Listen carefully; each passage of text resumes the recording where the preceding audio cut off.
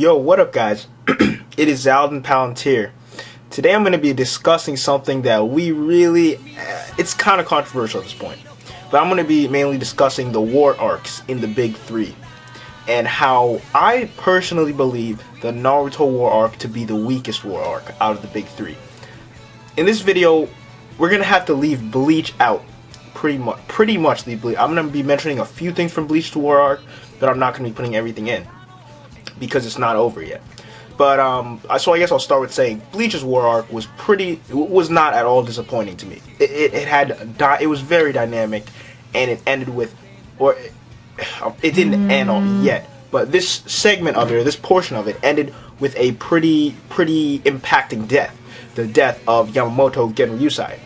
Now, this death is really going to change the series, because now we have to have a new Gotei 13 leader, who we know is Kyoraku.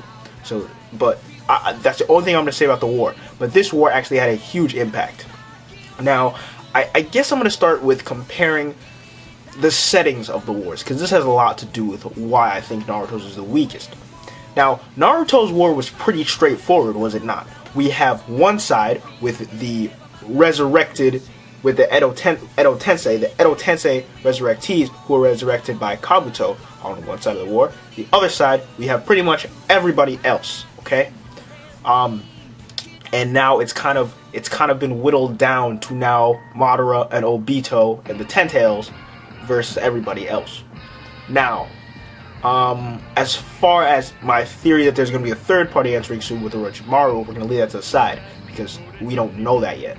But as far as we go right now, for the Naruto war, we know both sides.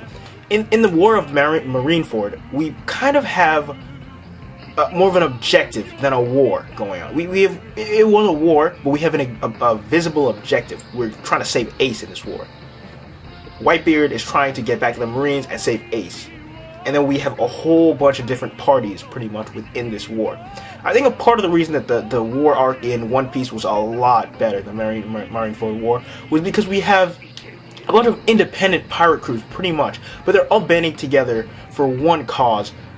You could compare that to Naruto, I guess, where you have all the villages form the Shinobi Alliance. But in the war with the Marineford War, we actually have a whole bunch of different factions now.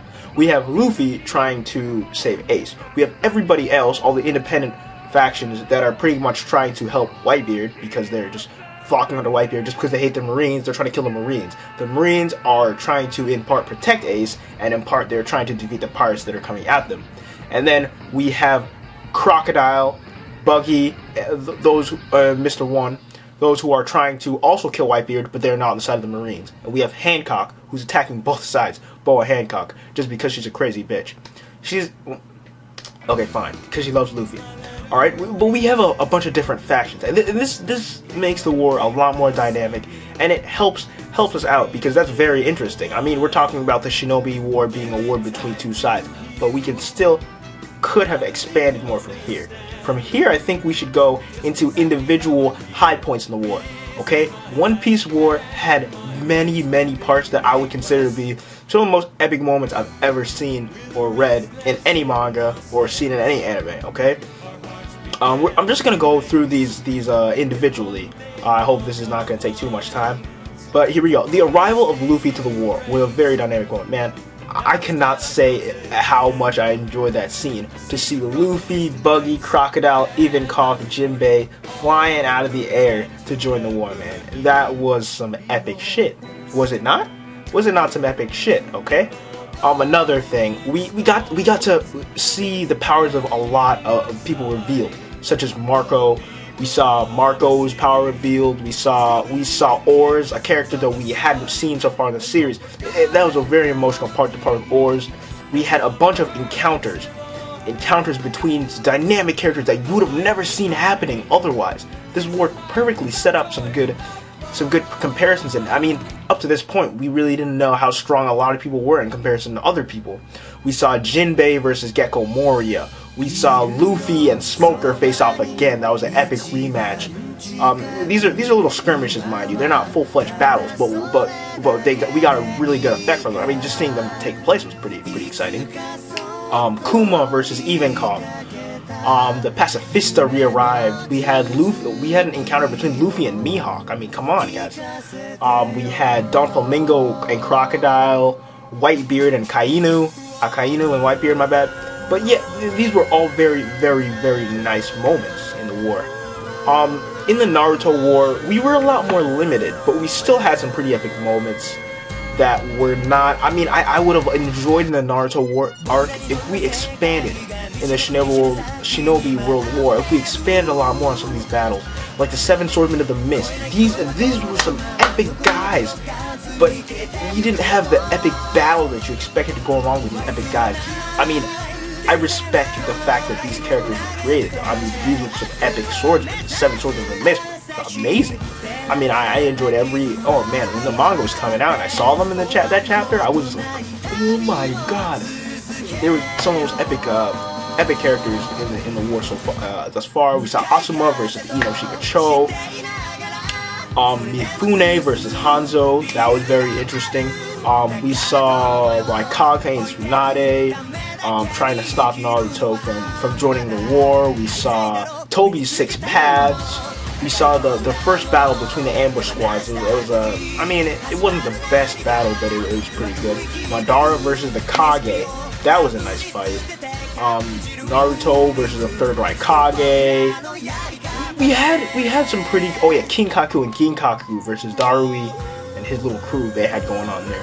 I mean, we had some pretty nice moments. But the reason I think that we are really, the One Piece really outshines, the war really outshines Naruto Shinobi War is the death at the end. I mean, the Naruto War, in all respects, is not finished yet. Thus far, I can honestly say that the death of Neji had very, I mean, microscopic impact. I mean, a lot of people, even the Neji fans, were disappointed by this. Not just because he died, but because he didn't die in a way where you'd be like, wow. You just take a moment to stop and really feel bad about it. I mean, no one really felt bad about Neji. Come on. If you really felt bad about Neji dying, please leave a comment. I mean, I would really love to know. I mean, but honestly, you're never really gonna hear anyone talk about Neji again, unless you're trying to just look in retrospect on the arc and see who died. I mean, in this war, literally the only person of substance that has died has been Neji, if I remember correctly. While they should have taken out people left and right. I mean, oh, we had a few other die. We had Shikaku Nara. We had Shikamaru's father die. Yeah, but the deaths were very insignificant. In this war, we had Oars. Oars' death, we did not know him before the war, did we? We did not. But still, I can say that, and I think most of the people that watch these subjectively can say that they cared much more, or it was more moving when Oars died than when Shikamaru's father died or when Neji died. It was much more moving when Oars died. And Ace's death was just incomparable. I mean, they made you feel so much about that. And I'm hoping that we're gonna feel some emotion in some type of way at some point within the Naruto War arc, because at this point it's just not going that great. And the last part I would like to look at is the final villains, which I did talk about in my last video. The final villains in Naruto are very disappointing. Madara and Obito. I mean, in all due respect, thus far, because I'm gonna say thus far, because it might improve, and I'll be the first one to admit if it improves better. But we can say that the villains in Naruto right now are very weak. And the villains in that war at Marineford included all the Shichibukai, all 3 admirals, Akainu, Aokiji, and Kizaru. We got a taste of everything. We got the best villains. We got everybody just right there, man. Shanks even joined at the end. I mean, come on. We got the best players in that war. I mean, and the villains were amazing. The admirals and, I mean, the villains per se, because we really can't say they're villains, but they were amazing. Akainu was freaking terrifying. Right now, Madara and Obito are like some freaking narrators, man. Anyways, that's all I'm going to go over for this video. I hope you guys enjoyed it. Go ahead and like, comment, subscribe if you enjoyed the video. I would love to hear you guys' thoughts on this. Zaldin Palantir, I'm going to sign out right about now. Take care, guys.